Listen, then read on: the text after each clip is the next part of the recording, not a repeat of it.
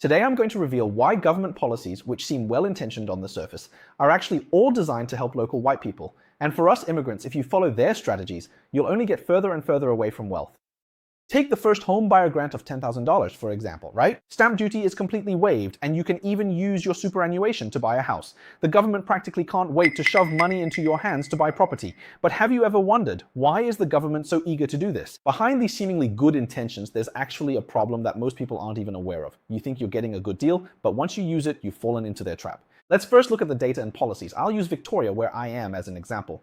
The first home buyer grants are pretty much the same in every state. Each state's strategy and each state's trap are exactly alike. Policy 1 is the Victorian First Homeowner Grant, which gives you a $10,000 subsidy, but you can only use it to buy a newly built home under $750,000. Those with experience might already know this. Just listen as I continue. Then Policy 2. Stamp duty is completely waived, but only for properties under $600,000. For properties between $600,000 and $700,000, the discount is gradually reduced, and if it's over $750,000, you don't get a cent.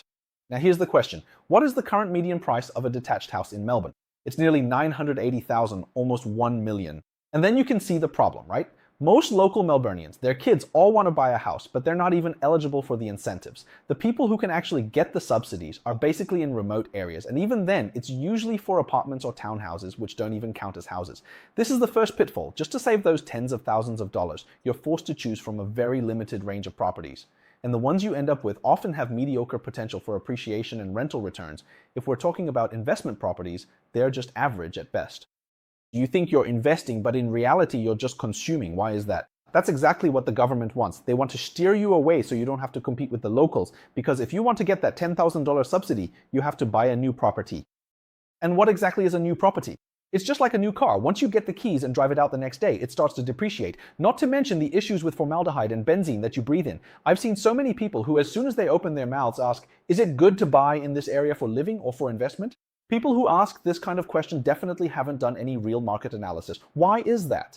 Whether it's easy to sell or rent out is actually the core indicator. You wouldn't want to buy a property and have it drag you down even 10 years later, right? Within a district, there are different streets, and as I just mentioned, different types of properties. It's impossible to judge whether buying in a district is good or not just by looking at the district as a whole.